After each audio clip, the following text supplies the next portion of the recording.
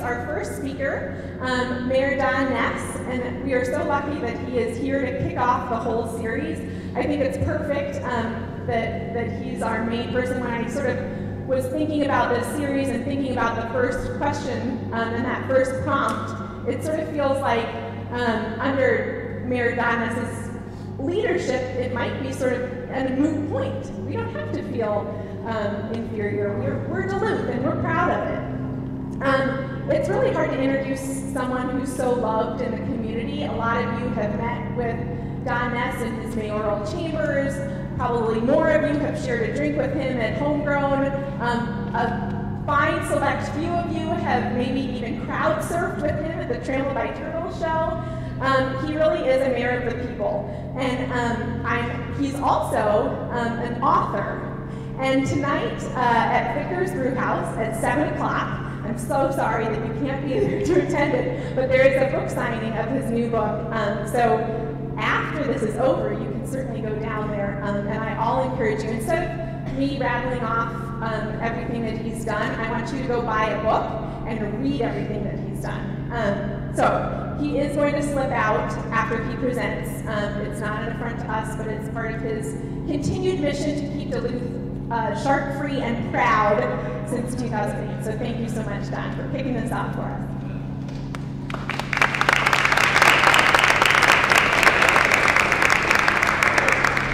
Well, thank you very much. Thank you to the Art Institute for putting on what I think is a really fantastic series, and I look forward to the future discussions.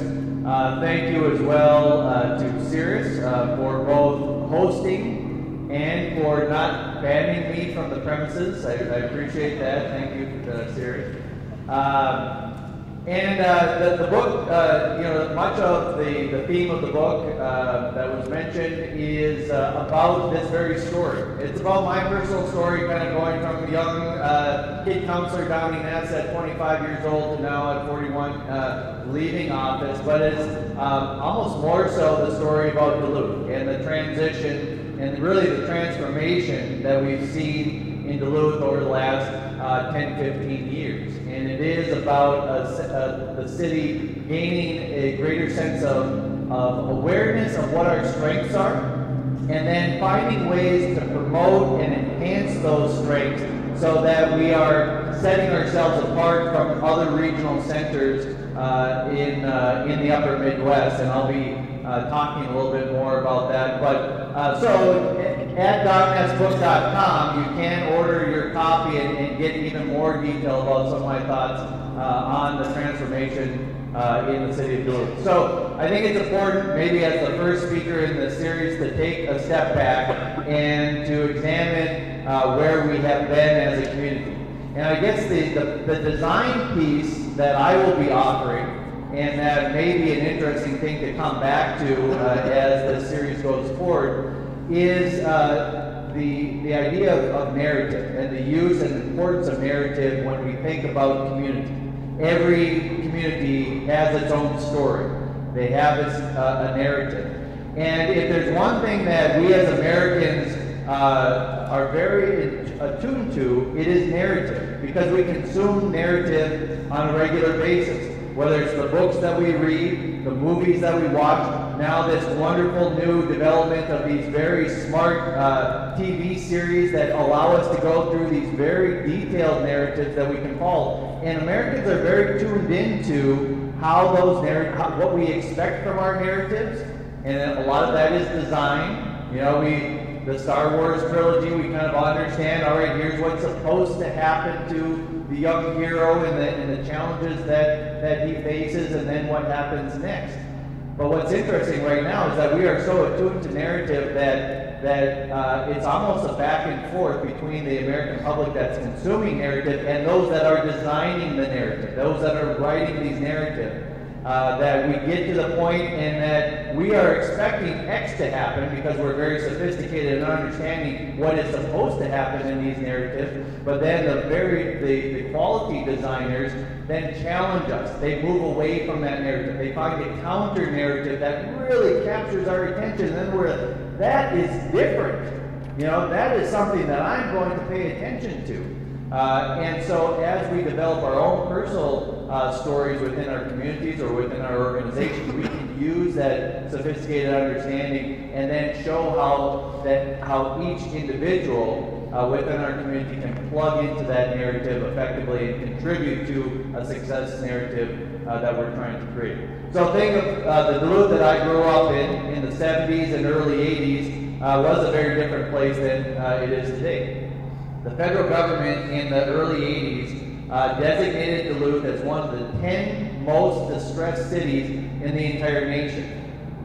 In the early 80s, during the Reagan recession, we had 20 years of decline, population decline, about 20% population decline, and a unemployment rate near 20%, the second highest in the entire nation.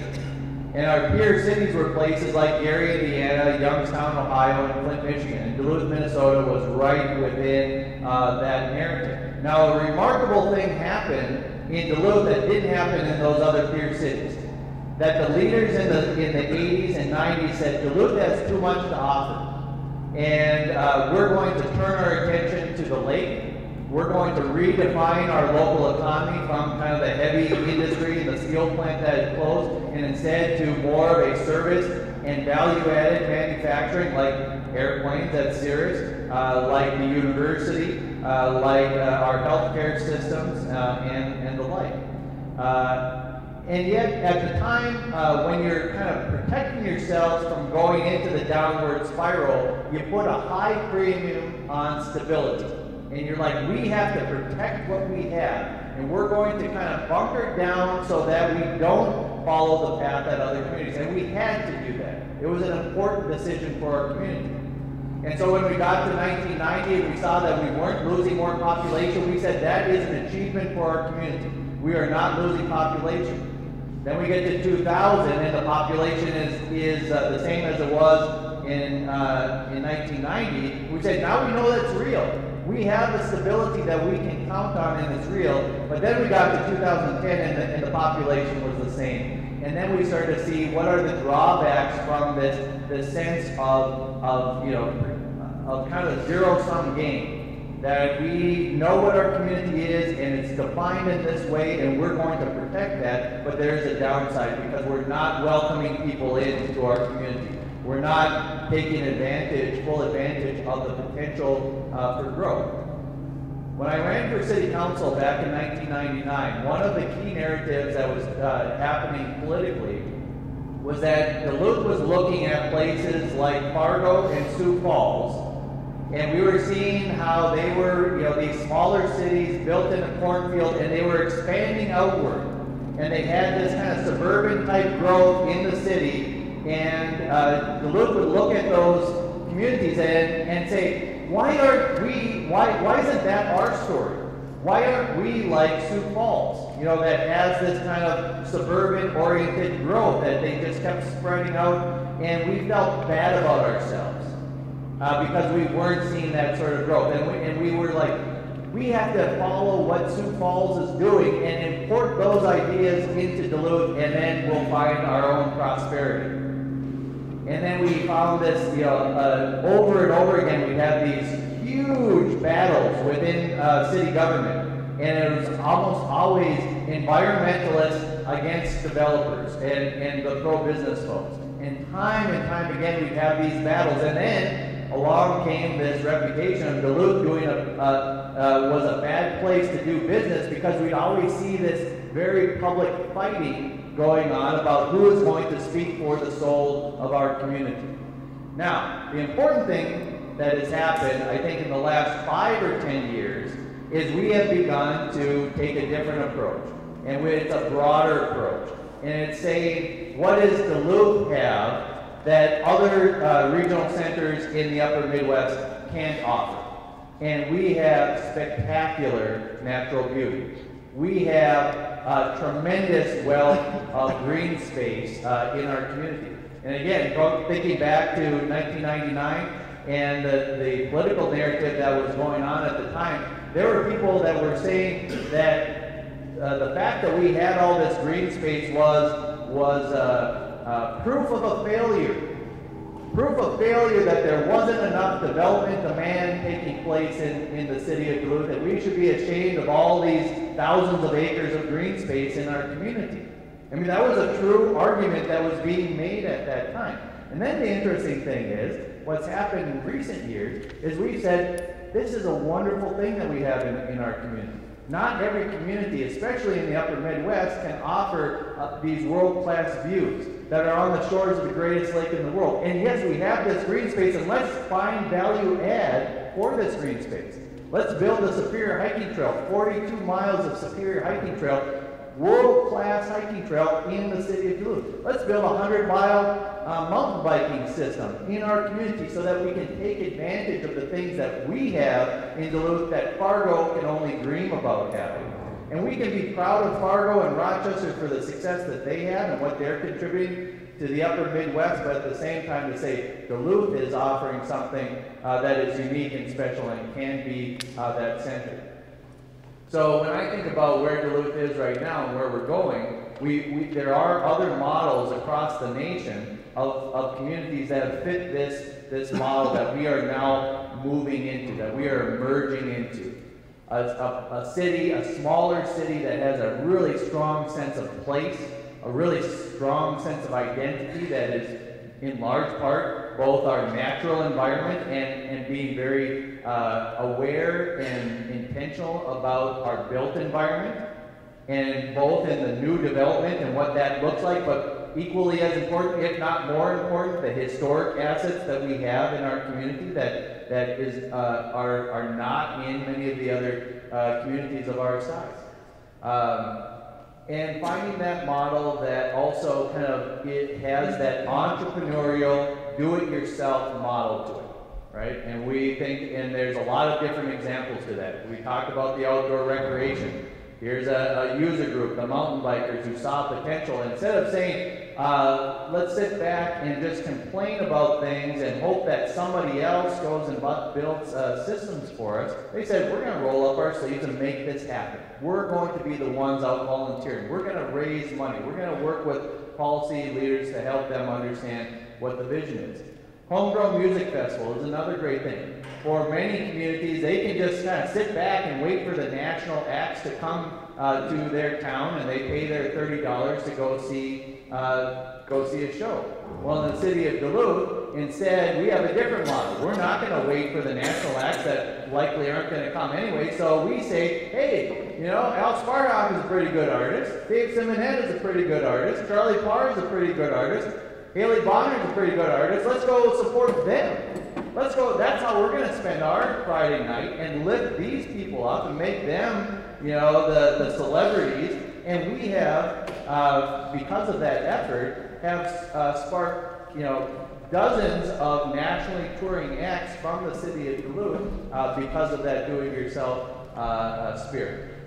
And the entrepreneurs that are emerging, many of whom you'll hear from today and throughout this series, that are really defining the spirit of our community.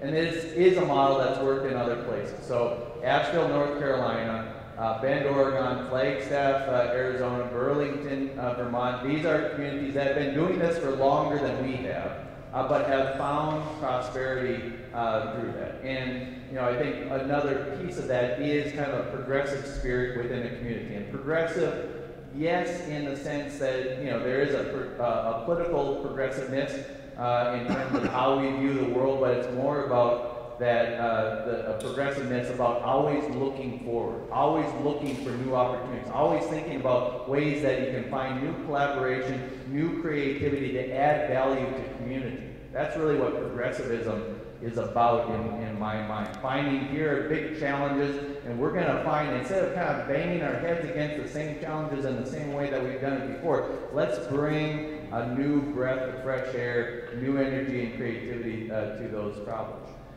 So when I look at where we are today, I think we are just in the very beginning stages of entering into this virtuous cycle. that we now see the potential of as we are a more welcoming community, as we say, hey, you know what, it's a good thing to have folks coming into our community that may bring a different perspective than our traditional Scandinavian conservative culture. Let's broaden this out because we will be better off for that in the long run. And welcoming in new businesses and new investment and new folks coming into our community. So I am just so optimistic about where Duluth is right now and where we're headed, because we have seen now the success starting to grab hold. Maurice's would not be building a $70 million headquarters in downtown Duluth if they didn't see the potential and they didn't feel that upward momentum. Cirrus would not be committed to build their new jet product here in the city of Duluth if they weren't confident in the direction of this city. And I think that we also should be intentional about celebrating these amazing people that are making world-class things happen in our community. And it is our artists. We have amazing artists that commit to it and are inspired by the natural surroundings that make Duluth unique, but it's also about business leaders and community leaders and labor leaders who are doing exciting things in our community, both because they are special people, but in our minds, in my mind, they're special people that have made a very deliberate choice to live in Duluth. And as I've often mentioned, there are very few of us who just happen to stumble on and find ourselves living in Duluth. That doesn't happen as often as it might in Peoria. Where you just you're in the Midwest and there's a lot going on.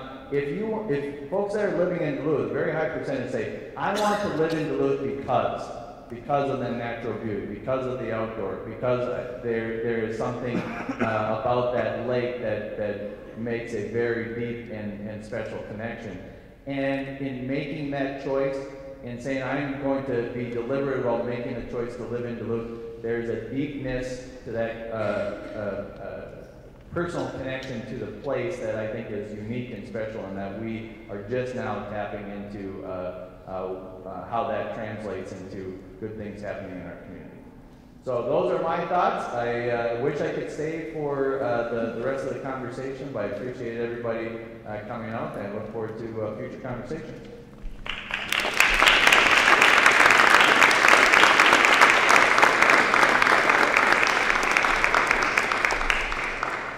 Our next speakers are from Cirrus. It's David Shumate and Alex Alquin.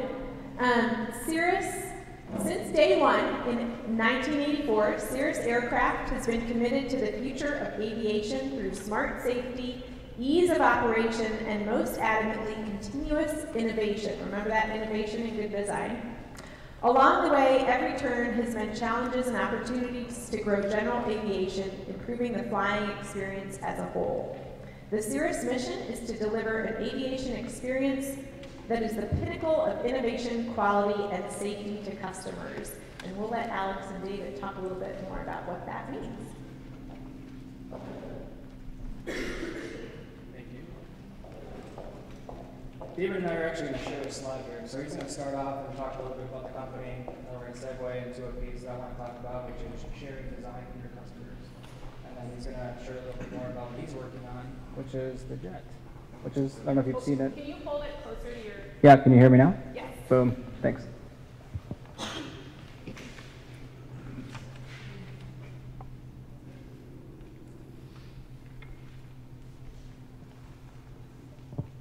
Yeah, I'm going to talk a little bit about the company. Just a quick overview here. So, as you've heard, we're starting production on our new jet product, and because of that, we've had to expand a little bit. We've recently opened some new facilities here in Duluth around the airport. We're still doing composite fabrication in Grand Forks, North Dakota. We have a facility there, and we were founded in 1984 by Dale and Alan Klapmeyer.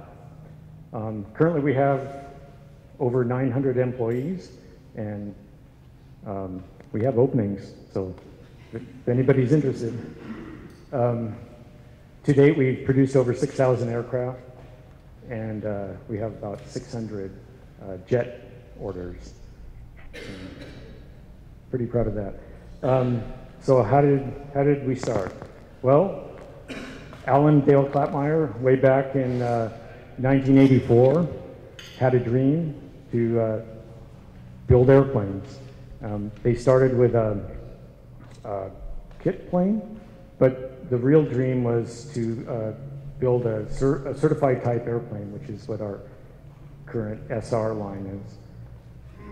On the right there is an image of their facility in Baraboo, Wisconsin, back in '87. Oops. And this is a sketch of the SR. There was some goals for that plane. It had to be good value for the money, very easy and fun to fly, good performance, above all, safe. So I'll get to that in just a second. Another goal was to be uncomplicated to fly. So moving towards what we call a glass cockpit. The instruments and navigation are done through a flat screen. And also it had to be comfortable. So at the time, a lot of planes that were for sale didn't have these features, or not quite as nice as the SR, and it became a pretty good sales success. Here's an image of one of the first ones. It came with doors. The interior was also sort of a first for the industry, more automotive oriented, and again, you can see some of the instrumentation there, moving towards the flat screen. Here's one of the finished planes.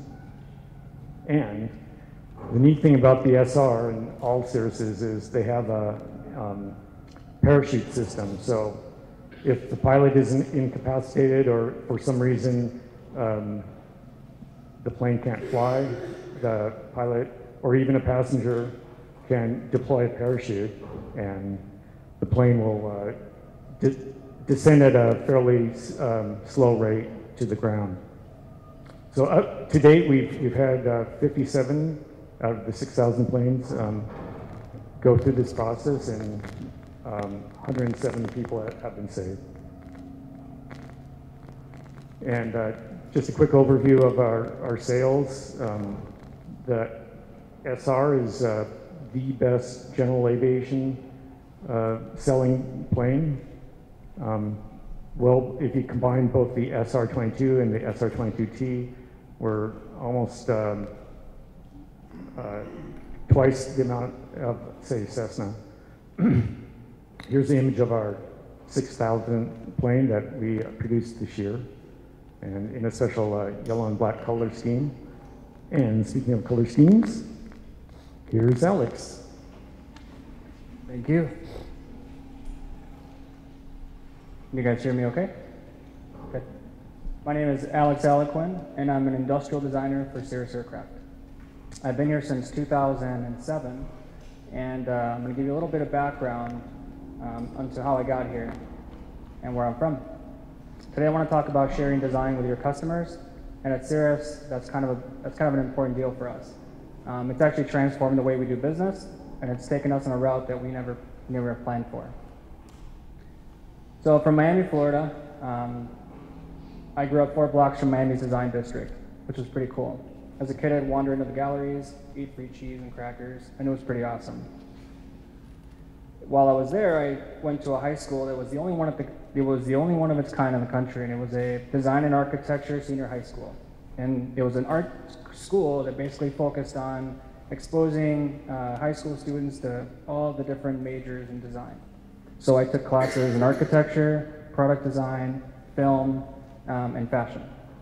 By my 4th year, I knew exactly where I wanted to go, and that was automotive design. So I flew to Detroit, Michigan, and I went to school there for 4 years, and stayed there 5th year, and actually worked in the industry. In Detroit, I designed boats during class? Small cars for a Nissan project? Cadillacs? And probably my favorite, the interiors. So I was designing products in the automotive world that really inspired me to take it a little bit further and explore aviation, explore boats, explore everything else but cars. I still love cars to this day, and it's still at the core of everything that I do, and I hope that you see today that that has somehow worked itself into my design here at Cirrus. My passion brought me to Duluth to work for a company that no one ever heard of. I told my parents I was going to work at Cirrus, and my mom asked if she can get a free subscription. So I thought, this is interesting. One of the things I noticed about Cirrus right away was just how modern the airplane looked. One could say it was just like a car, but with wings. To me, the thing that stood out the most, and I guess it didn't stand out until I saw the second and third Cirrus, was that they were all white. Now that may not seem like a big deal, but put yourself in the automotive world. If you walked out to your car and they were all white, that would be a little weird. That just doesn't fly today. Henry Ford said you could have any car you want so long as it's black. Well, Henry Ford designed a production line, not a car. The production line was a byproduct, or the car was a byproduct of the production line, and the color black was a functional requirement. The black was chosen because the black paint dried the fastest. Henry learned right away he'd have to change that soon. So third year into the Model T, he offered this. People cannot be contained. So why was Cirrus still making white airplanes? When I started, we set out to find that customer, the customer that agreed with me, customer that said, we want to see something slightly different, we're tired of white airplanes, and we don't own white cars. So we developed a program and called it XI. And the XI program is something that's really important to how we do business today, and at first we didn't know it. We just had a program that basically acted as a platform to work with customers and ask them, what do you want your plane to look like? So the relationship with the designer and the customer began. We started sitting with the customer and for the first time asking them, if you could design a plane, what would it look like? What's important to you? And these questions are really important to Cirrus because now we got for the first time understanding where customers really were, all through the design conversation. We talked about things like paint. What colors do you want to see besides white? We talked about the interiors. What materials? What seat patterns? What about the interior would you like to make your own? We looked at a bunch of different parts, patterns, and basically looked at everything in the airplane that the customer would touch and asked ourselves and our engineering team, can we change it and what can we do with it? So we launched that to the customer. One of the most important parts of the XI program and one of my favorite pieces of every plane we deliver is its plaque. And the plaque says, hand-built and individualized, insert your name here, by Cirrus Aircraft in Duluth, Minnesota. And I think the word hand-built in Duluth, Minnesota, to me, mean quite a bit. There's not a lot of products you can buy today that mean that, to the core. Everything about this airplane is assembled and built here. These badges, as you can imagine, end up anywhere in the world. Brazil, Africa, China, you name it. Everyone sees Duluth. When we opened up the program, I would say the most interesting thing was we didn't really know at first how to talk to our customers. I knew a lot about cars. So obviously I can tell the customer, hey, tell me what your car looks like and let's match the plane. What was interesting was customers came to me first with pictures of their cars when we launched XI. Customers would show up and say, hey, I've got this Lamborghini, can my plane match? Or I've got this Bentley GT Coupe, what can you do?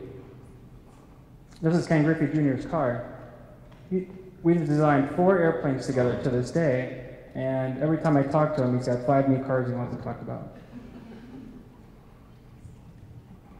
We look at things like materials, carbon fiber, seat patterns, anything that is happening in the automotive industry. These cases, these cars, become a really good example for us to launch out.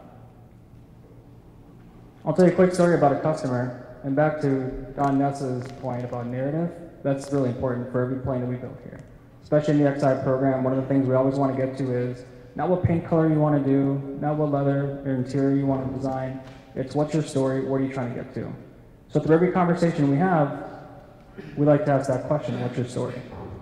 In this Ferrari, I had a customer who, when we started doing the XI plane, he started looking online for modern cars. Porsche, Ferrari, Lamborghini. And honestly, I'd seen these cars so many times, I got kind of bored, and so did he. This was his 5th airplane. So he finally went back in a conversation he had with me maybe a few weeks before that, and he said, you know what, when you asked me what car I wanted to emulate, there's this one car that stands out. It's a car that I owned back in the 80s. It's a Ferrari Daytona. So I said, well, send me a picture of it, let me know what about it you like. So he sent me this picture, and he said, I really love the red paint. More importantly, I love the interior. So he talked me through the interior, and he said, when I first got in this car, it was just, it smelled amazing, Italian leather, it was just something I'd never really seen before, and I kind of wish I would have kept it. So we got in the Cirrus, and we started pointing out where we can make this airplane look like a Ferrari. We looked at materials from around Italy, we color matched the Ferrari Daytona, we looked at sill patterns, and we tried to get as close as we could. We designed seats, we looked at stitch patterns, and Joe approved every single detail, down to the last stitch. And finally, we delivered the airplane in this delivery bay. And Joe was very, very, very happy. To this day, he sends me text messages and tells me, this is much better than the Ferrari I had. More importantly, he flies in this airplane, he gets the same feeling of satisfaction he got when he was in that Ferrari. Success. I have another customer with a story. We were designing an airplane, and 3 weeks in, we set up a conference call. Set up a conference call to discuss the final phase of his design. So I call him up, he doesn't answer his phone. This was a Wednesday. I call him up Wednesday night, he doesn't answer his phone. So I give up and I call him Thursday, doesn't answer his phone. Call him Thursday night, doesn't answer his phone. Finally, Friday morning, he calls me back. He says, hey, sorry, I couldn't answer your call. I go, what's going on? We're supposed to make some big decisions, I want to keep you on schedule. He goes, well, I'm sorry, it's just that, I have some stuff to take care of. I said, well, as long as everything's okay. He goes, oh, everything's more than okay. I was like, well, okay. So he prompted, he asked me where we were at with the design. I just asked him, to approve a few details. Well, Jason had sent me some pictures that night of why he hadn't called me for 2 days, and basically he had gone out surfing.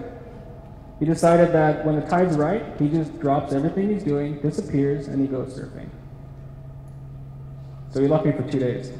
I texted him back that night and I said, well, if you're that into surfing, why don't you make your plane look like a surfboard? He thought that was silly, so he said, why don't we just put waves on it and a lighthouse, so that every time I walk to my plane, I'm reminded of the surf. That was his story. This is Tim McGraw. We did a plane for Tim where he wanted us to take the tattoo off his arm and put it on the seat. He wanted his wife Faith to design the seats, and he wanted his family to pick the paint scheme. This is a whole experience for Tim, and a very personal one that he doesn't share with a lot of people. He's the only pilot of this airplane. This is Dirk Bentley and his mustache. Dirk Bentley is another character who is really fun to work with. We've designed 2 XIs with Dirks, and Dirks isn't the guy who shows you a picture of a sports car and says, match this. Rather, he says, I really want my family, and more importantly, my band members to design this airplane for me. So he flew me out to North Dakota, and we sat down, and with his band on the back of the tour bus, literally designed this airplane. He was excited just to sit in the background and watch his band members take ownership of his airplane, one that he was going to use to transport them back home while they're on the road. That was his story. We have another customer whose dad passed away, had a Harley Davidson, and left him that seat. Lane Thomas, the customer, sent me the seat and said, can we do anything on the airplane to match the seat? I want to be reminded of my dad every time I fly. So we got to work. I was working with a customer on a design while his wife was on Ancestry.com. She did some research and realized they have a family crest. She was so excited she put it on the seat.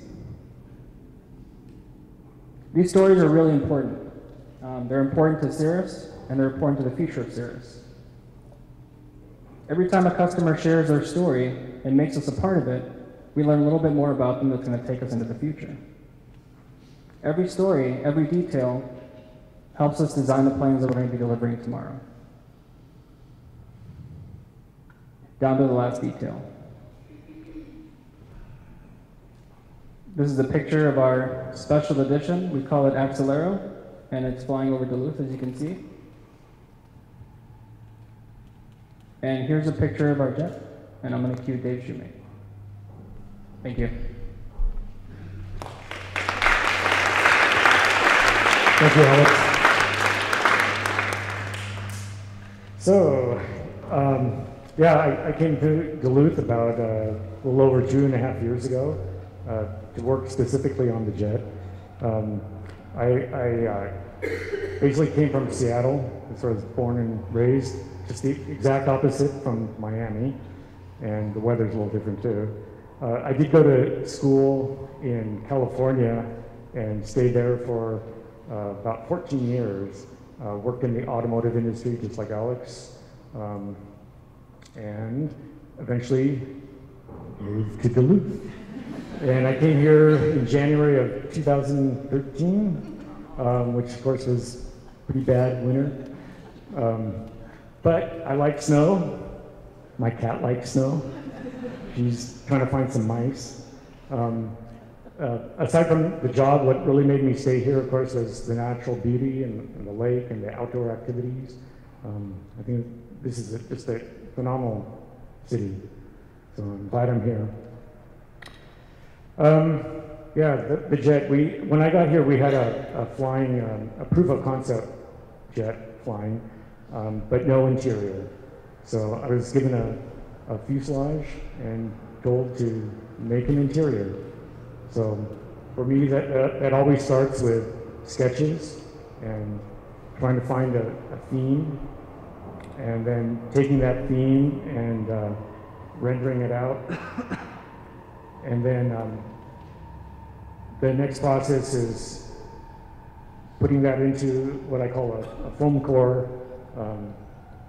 buck or mock-up, and trying out the ergonomics and also some of the styling, and just making sure that controls are easily reached and people can fit where they should. The next step is full-size tape drawing, so taking that theme from the sketches and going full size with it, and that's done on Mylar with kind of masking tape or black masking tape. And this is the first time where the design goes full size, and it's done with orthographic views, so side, top, and various sections. And then that is translated to a clay model. So this is exactly how we do it in the automotive world. And the neat thing about Cirrus is they're a company that's unique in that manner, that they're willing to go the extra mile and develop these processes. This is something that, say, Cessna or Gulfstream doesn't do. So kind of a cool company to work for. So we're roughing out the clay here, and here's some pictures of the finished clay. This is styling clay. It's not like a terracotta, so it's more like an oil-based clay, and we use scraping tools and specialized tools to form the shapes. There's the flight deck area. Once the clay is finished, then we laser scan it, and then that's the first time we have digital data from it. And with that, we can actually build a CAD model over the scanned data. So you can see in the upper left-hand corner, there's the center console in the flight deck, and that's the scan data. And then upper right-hand, developing the CAD data. And lower left-hand image is the CAD data on top of the scan data. And then lower right-hand corner, there's the finished CAD model. So once we have the CAD data, we can take that and get tooling made. And you can see in the upper left there, the tooling part, and then the sheet substrate that goes into the tooling. And that's shaped with heat and pressure. And on the right there is a part that's come out of the mold. And we have some examples of the materials over here, so you can check that out later if you want. So while all this is going on, I'm continuing to sketch a lot of the details. Every part of the plane has to be designed. And if I don't do it, the engineers will. We don't want that. Sorry, don't. So here's now with the CAD data and kind of rendering out various color schemes and whatnot, and material choices. And this is where I work with Alex in coming up with you know, some color schemes that the customer might want or request. And one of the things we're doing with the jet, which is pretty cool, is we're really emphasizing the lighting on the interior. It's all LED-oriented lighting. And one thing that Alex and I came up with is what we call the gallery wall. So that aft panel there in the back that's illuminated with a special light, that's going to be an area that the customer can customize with either fabric or maybe their own art of some sort. We get to see what's going to happen with that, but it's kind of exciting. Some more CAD renderings. There's the flight deck. So that's about it.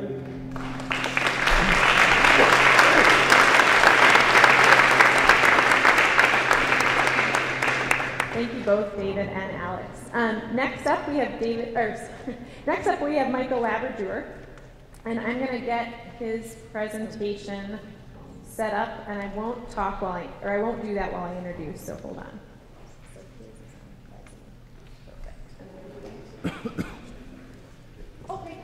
Okay, great. So what I was struck with Michael's bio in reading about his work is his connection to clients and his ability to help them turn concept and vision into a reality. He is attuned to the delicate act of creating architecture that reflects the culture of the community it was created for. As part of DSGW and director of DSGW's First American Design Studio, Michael's work with Native American tribes has resulted in master planning and design in casinos and hospitality venues, health and wellness centers, housing and educational facilities. By building a strong relationship with clients, Mike feels he contributes to the client's success and growth. He has a passion for designing buildings that reflect the tribe's heritage and that are sustainable. Please join me in welcoming Michael. Thank you, Anna. All right, just want to thank everybody. My discussion today is on listening, engaging, and enriching. First of all, I want to say Buju, thank you. My native language is Ojibwe, Anishinaabe. I'm an enrolled member of the Turtle Mountain Band of Chippewa in North Dakota. I'm also a licensed architect. Kind of a little bit of trivia. How many astronauts have there ever been in U.S. history? Anybody have a number? Guess? How many? 546. Okay, take a guess at how many Native American architects there has ever been. There's one. It's less than 100. So that's part of what we're talking about today is involvement. And one of the things that I do a lot in communities when I go out and deal with tribal communities, I also try to promote architecture as a field for young Native students. So just kind of a little bit of trivia is interesting. One of my friends is John Harrington, who's an astronaut, a Native American astronaut. So we always kind of joke about that. I'm a partner and principal architect at DSGW Architects here in Duluth. We're a 76-year-old firm. And I just want to talk a little bit about us. We've done over 150 projects in Indian country with 27 different tribes and with 8 states. There's 3 significant game-changing events that shaped our firm. Our first initial contract was with Fond du Lac in 1991. We helped with the casino project. That was our very first project, so that was quite a while ago. And then my partner, Randy Wagner, talks about that. See, that was his first project he did with them.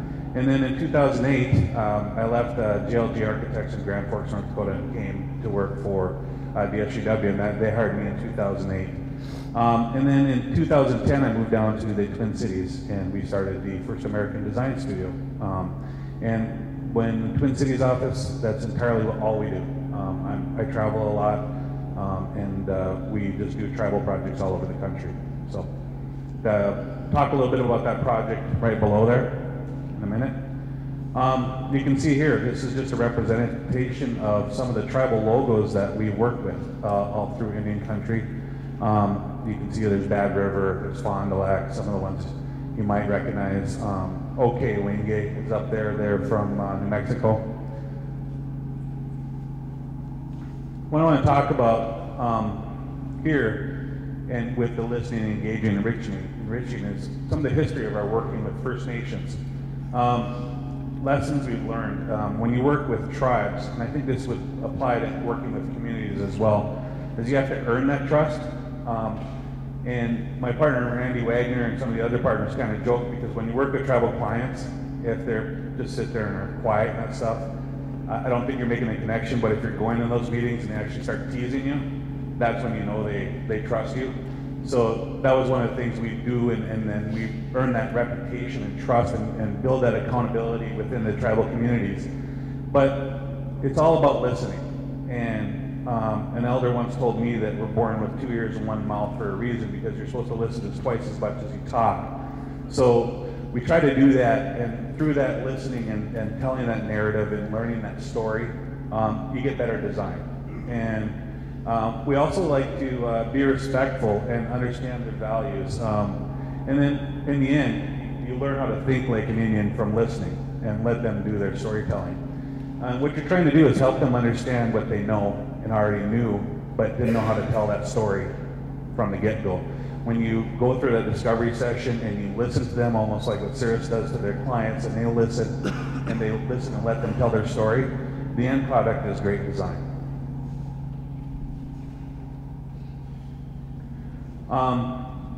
One of the things we like to do, this is a picture of me and one of my partners, Eric Wedge, in Red Lake. We try to listen and have the projects become a reflection of their culture.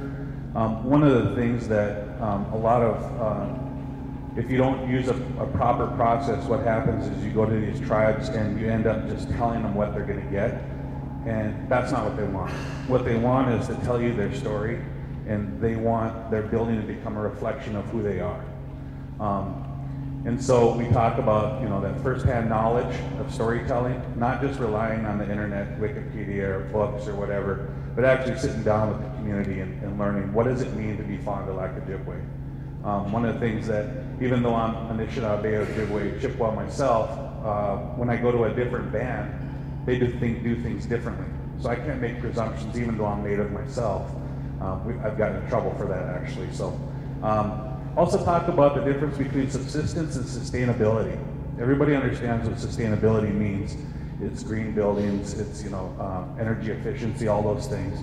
But when you talk to a tribal community, it's more than that. It's about the sustainability of their language, their culture, jobs, economics, all those things. So that's in essence what subsistence is. It's a more evolved view of sustainability. We listen. Again, listening is the key to everything. When you're a designer, if you don't listen, you're not going to have good design. We deal with what we call the 4 L's, but they're financial, cultural, sustainable, and functional. So we go through and listen to them and ask them, okay, how does this building function? What do you want in it? How does it, all those things. What are the cultural components? What are the key points that you want that reflect your culture? And sometimes they don't want to talk about it. Sometimes you really have to sit there and, okay, tell us a story. Tell us, why is the lake important to you? Why is wild rice important to you? All those things. As you start, once they get comfortable, they start bringing it around, and all these things start fleshing out, and you get a really good story just from listening to these. And then engaging. We talk to the community often. When you're dealing with any community that you're designing with, you have to get out there and you have to get that buy-in, you have to get that community feedback, that community participation. And when we're dealing with tribes, we do a cultural engagement process, you know, that all revolves around a prayer and a feast, all these things that you can do during the design process that brings everybody together and participate in the design process. Very democratic. And then in the end, like I said, if you listen and you gauge, in the end you're going to have enrichment. It's going to be a good design because the building's just going to feel right.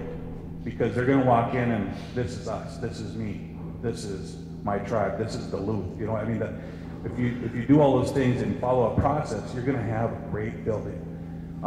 It'll have blending of function and local traditions and culture. I'm going to give you an example. This is one of the things that I've always said. We want our buildings to become elders and create an environment of subsistence which helps sustain tribal culture. That right there is an elder from Red Lake saying a prayer at a project that we just completed.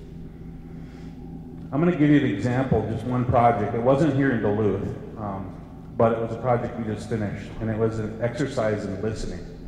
And what happens when you listen and you serve the client and not yourself. Okay. This is Red Lake Capital, and Red Lake here in Minnesota. I think everybody's familiar with that. We were hired to design a new capital, which is an exciting thing. How many people get to design a nation's capital? It was going to include, here's a picture of Sam Strong, the planner, one of my partners, Eric Wedge, and the chairman at the time, Buck Jourdain, and we're at the design section there. But they want a new capital and to be proud of and something that reflects our culture. And if you know anything about Red Lake, there's a huge lake there. And this is right along the shores of Red Lake, and we had done some preliminary designs and concept, kind of cardboard cutout concepts of, okay, there's a tribal college, there's a tribal headquarters, there's a powwow grounds, how do we interact with the lake, all of those things. So just listening to their story of how the lake was so strong to them, and fishing and wild rice and everything. And so we came up with a design concept of what you see here. And, you know, that's through a few different community meetings. It's kind of fun. But in the end, Red Lake was about, they wanted us to talk about the McGeezy, the eagle. And that was one of the big elements. That became the design party, believe it or not. And of course, us being architects, we didn't want to be the architect that literally translated a building from an animal element. You know, it's going to look like an eagle, and we're like, oh my goodness, you know, here we go. They want us to do a walleye floor plan or something like that. You know, it just doesn't work. So we were resistant, and the chairman here, Buck Jourdain, he always joked during the process. He's like, more eagle. More, it's almost like Saturday Night Live where you want more cowbell. You know, he's like, more eagle, more eagle. So you can almost see the design iterations up top, where it's a more not so literal translation, because we were being resistant, serving our needs, and we weren't listening. We weren't following our own process. And as he said, more eagle, and he just was, and the community and the tribe and everything started being more insistent on that. You can see that the initial sketch and then a couple of different models where it was very not literal at all. On the second model, the third model was kind of a little bit more literal, but on the fourth model, it really became very literal. And so what happened in the end, we went back to the core of our process and we listened. And this is an actual picture of the project now. And you can see, again, it's a very functional building in plan. You know, there isn't any kind of weird, like a walleye floor plan type deal. It's a building with an applique. It's actually a fiberglass model, basically. But in the end, from listening, it was kind of cool because this veterans part was a part of that whole complex and capital. And when that elder was blessing it, an eagle flew where everybody was there. Governor Dayton was there and everything. 10 feet above those poles, a little immature eagle just flew around it. And I guess whenever they set the heads on these eagles on here, I guess all the eagles keep flying around, kind of wondering, what are these two big? Because there's two of these. There's two of these. They fly around and just like, what are these things? You know, these big giant eagles. So but one came to visit during the blessing, which was really a good sign for the people of Red Lake. And so it was awesome for them, and it was awesome for us because, you know, we work in Indian country all the time and we understand the sacred meaning of eagles. So you can see, staying with our process and making the project about your client and serving your client. You'll always have successful projects. Every person in this picture and every person I saw that day was happy. Everybody had smiles on their face. They loved the project. I have a lot of friends on Facebook, and it was getting shared. I mean, it was through Indian country, everybody was talking about it. So in the end, our resistance to a design element that we didn't want to be that architect that did that ended up being, we're glad we're the architect that did that. So how does this tie into defeating Duluth's inferiority complex, you ask? So I asked Mayor Ness, I said, do we actually have an inferiority complex? He says, I don't really think so. And I have to agree, because I think that a lot of the things he talked about, adding value to your community, all of those things are true here because of all these outdoor activities and things. My nephew just moved here and he chose this out of several different sites because of all the amenities that Duluth has. So I think one of the things that you can think about is as you go through this process and projects in Duluth is talk about diversity of development. You see a couple of projects up there that I'm working on right now. On the left is the second iteration of the American Indian Learning Resource Center at the University of Minnesota Duluth. I did that design, so that'll be nice when that one's complete. And that one is adjoined to Tweed and to Chena, and it's an infill project right there. It's going to be a really awesome project. It has a green roof that we're going to use coffee grounds from the coffee shop just down the hall. It has, you know, all those things, so it's going to be really nice. So the other one is the CARE project right in downtown Duluth. It's Fond du Lac's new clinic project there in downtown. But diversity of development, encourage this diversity. Just like I think Mayor Ness said it, he said, if we bring diversity, you have to welcome other community members beyond your community. That's how you grow. And democratic design and involving your community. So when these projects are coming out there, don't be afraid to participate and get in there and voice your concerns and try to lend your expertise to the projects, because that'll help make the projects more successful. So with that, I want to say miigwech and thank you, and hopefully it didn't take too long.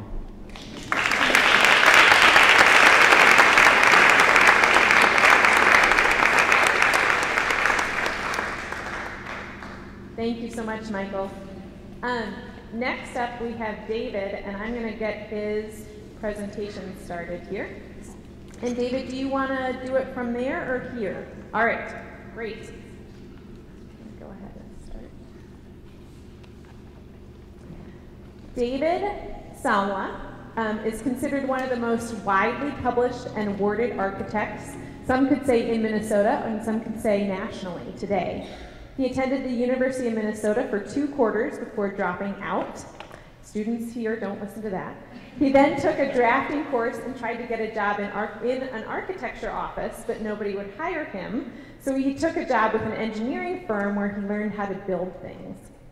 His early years were spent in small towns on the Iron Range, where he designed town halls and fire stations. He since has become an internationally renowned architect who designs modern homes that draw upon Minnesota's Scandinavian culture. He is the recipient of more than 30, and actually I think it's grown quite a bit more, and national awards, and has been published over 100 times in European as well as in American books, magazines, and newspapers. We're very fortunate to have David with us tonight.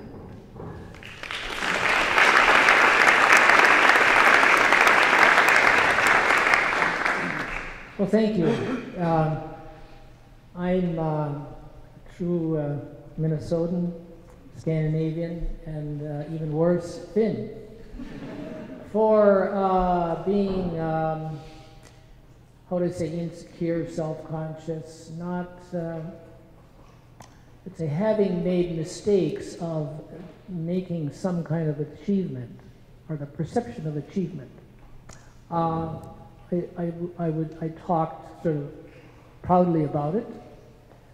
And then in Minnesota fashion, it doesn't always go over very well. And I'd say, who do you think you are? You know, talking like that. So I followed a different procedure where I just didn't talk about the things, if there were supposed perceptions of success. Again, I mean that by perception of success, it's all in people's eyes. But the goal was still to achieve and to do the very best that we could, and I think that that is, again, maybe a Scandinavian trait, and certainly it is a secret Finnish trait, is to outperform, you know, everybody. But don't tell anyone. just do it. And so that's kind of how I try to deal with everyday life. And so many of my projects, as you have heard, they won many design awards, and I try not to make those public. I try to keep those out of the news or undeclared, at least public. But every once in a while, you do have to admit to them. And so I guess this is one of the times, and so I think it's probably a discredit to my clients if I don't address those, because you have to realize the success of a project isn't about us as the architects and designers, because a project is never better than the client,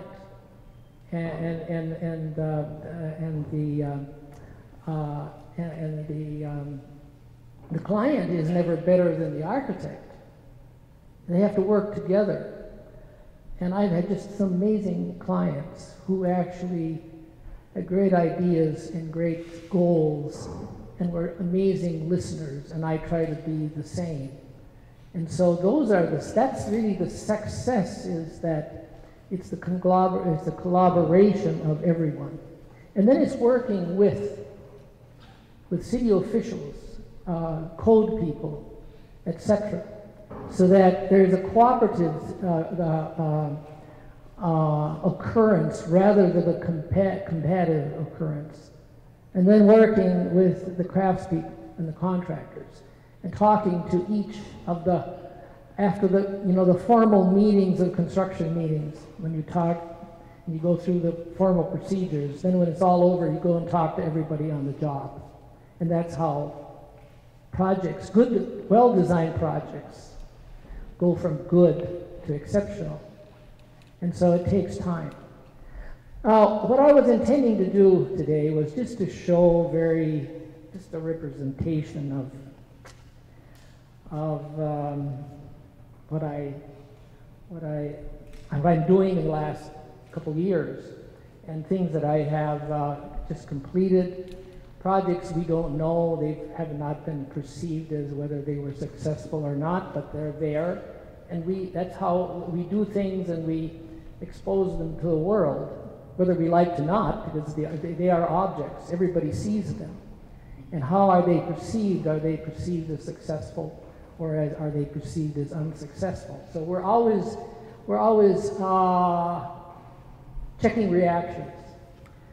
We also feel obligated as a professional to present our work formally within the profession, into design competitions, into whether they're local, state, regional, international even. And I think that it is an important exercise, because it keeps us sharp. It keeps us comparing what we do here and what people do in other places, and even in other countries, which we aren't so much into that, but sometimes we are. So that's the goal. And then a few of these that, after talking with Annie, should I talk about if they've achieved some success and some honors? So I'm going to address those, because it's a great honor, again, to the client that they had the foresight to do what they did. They had the foresight to hire someone, take the risks of hiring someone, and then going to all the extent of all that work, and then recording what was built. Like, for instance, if you write a poem, you share the poem, then you publish the poem. You know, it's a lot of work. You know, is something worthy of doing that? And so that's what keeps architects and designers competitive, because you're comparing and presenting. So this first project here, let's see, I'm not sure which button I pressed here. I'm really extremely, the space bar in the middle. Oh, look at that. I'm sorry I bored you already, but thanks for coming. This is a project, we just finished this. This is really a tough project, amazing client, advertising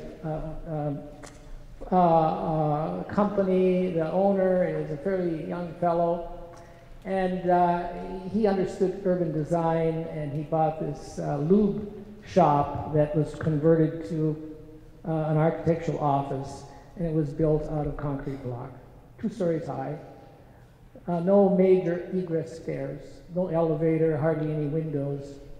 But he knew if he started to tear it down, he would lose the majority, a huge amount of square footage, because the setbacks are to 4 feet on the side, 7 inches in the back, and 15 feet in the front.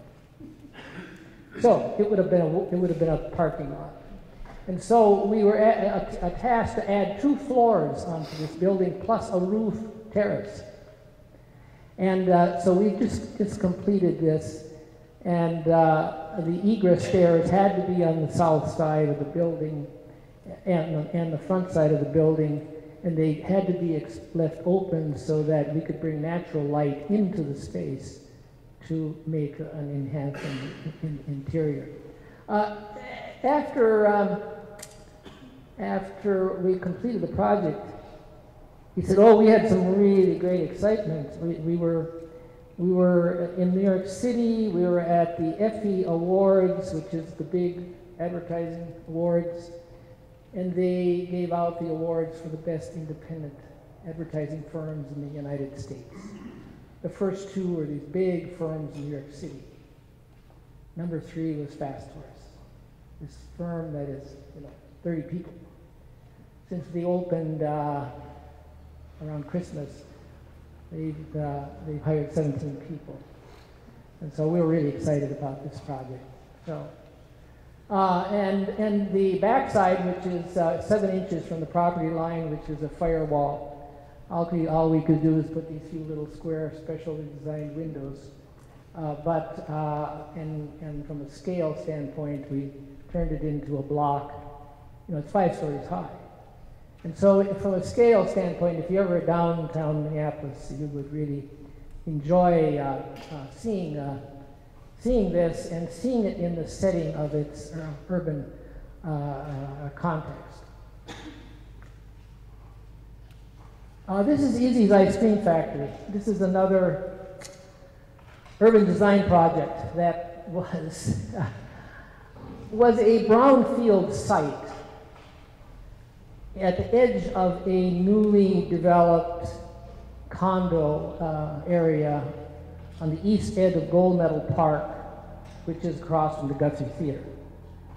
And immediately the realization of this very tight budget, this very progressive client who was an artist, a teacher, an ice cream maker, amazing couple, was that this building and this project was an urban design project, it was an architectural project, and it was a counterpoint, design-wise, to this world-famous theater, the Guthrie Theater.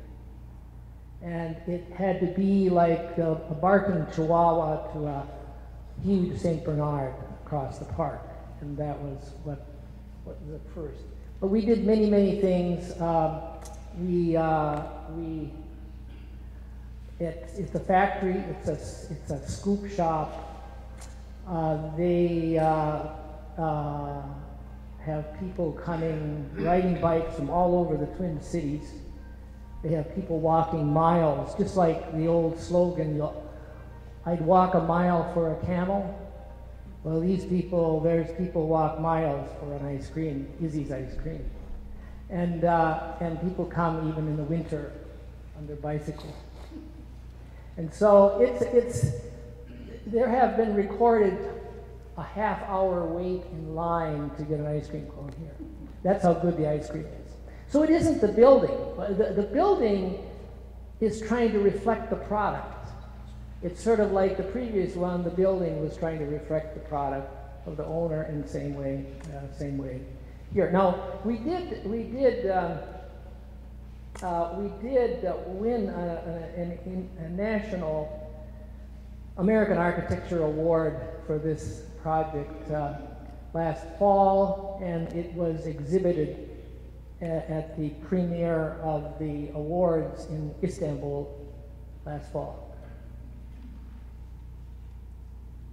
This is a small cabin, 1,200 square foot cabin on the South Shore at Herbster, Wisconsin, for a couple from the Twin Cities. And this was voted last year by Architect Magazine, which is out of Washington, D.C., and the magazine that represents the American Institute of Architects. Every year they have the annual Design Review Awards, and then they have categories. And in the living category, which is about houses, this was one of the 3 best houses done last year. The buildings had to be built within the year. They had to prove that. So we were really quite excited about that. And we also won a National Residential Architect Design Award, one of 3 for this size projects on a national basis. Just wonderful clients, very shy. They won't put their name on it. They have an interesting name, but that's their choice. And but they truly love the place. And so you can see it, the evening light off Lake Superior into this 10-foot living room window. The cabin is 16 feet wide. This is a project we just finished. So we don't know how this will be, how people will perceive it, but we're excited about it in that it tries to capture the nature of the North Shore of the sort of the Scandinavian fishermen who used to come and who immigrated here. And just on the lake side of the cabin is a ruin of a root cellar, which we presumed was for storing fish. And the foundation is there. And we placed the building in relationship to that. So when you're in the building and you're in the main living space, you look down into this ruin. And so we wanted to have materials that would age, and sort of like the stained wood staubours in Norway, and so that it's basically a maintenance free, and you can see the sort of the normally suburban unsightly staining of wood, which we are now professing as being beautiful. And then our little storage building with the little battens, and then the masonry, the concrete block masonry sauna with a cooking oven. And then again in the corner is this outdoor fireplace. And then this is the south side, which you saw the cantilever. So that when you're in the sun, and when you're on the North Shore, we all know the weather conditions on the North Shore. So this is intentionally placed so that the courtyard faced south. We also cantilevered the upper level so that it would create a shaded space when it was hot. And then we also made it long so you could get out of the wind or you could be in the wind. And when we were photographing this, there were 4 existing weather conditions on that court. If you were near the edge in the sun, you felt the wind, but it was okay. You went into the shade, it was too cold. And then when you went beyond, you'd get out of the wind and in the sun, or you could go into the shade from the sauna. So those are the logic that we try to do, of which I think our previous speaker about Native American sensitivity to sight and land is something that I think our ancestors, our more recent ancestors, were sensitive to about the weather. Another little cabin that is on Lake Superior, and the goal was to build a roof terrace that you could oversee the lake, and this is on a tall precipice overlooking Lake Superior, and this is in Tofty, Minnesota. And there's a cliff that drops down to the lake, probably about 30 to 40 feet, and this is the cabin in the evening. A house in Afton that was built on an existing foundation using a local material and which we have used in previous projects, which the last several, using a product that is marketed and sold here in Duluth. It's manufactured in the state of Washington. It's called Rich Light. It's compressed paper and resin glue, and is virtually inert and indestructible, but extremely beautiful, and a beautiful color that makes the buildings sort of fall into the setting in a very subtle, respectful way. The other material is zinc, recycled zinc. And the next shot is just a little discovery of how to magnify and dramatize the natural light coming into a space through the roof, and how you can sort of orchestrate the quality of the light and the variety of light that comes in from one single window into a box, and then opening that box up and letting the light out, and then reflecting off of the other surfaces that are in the room. And we're doing one right now that the color is all the same in the room, except that every plane is a different color. So it's just these simple discoveries that don't take a lot of effort or a lot of cost.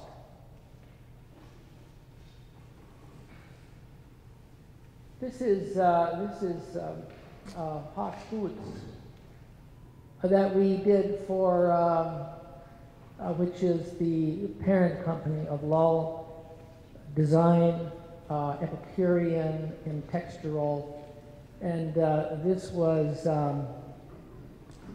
a national award for good design is good business, and it was awarded in New York City.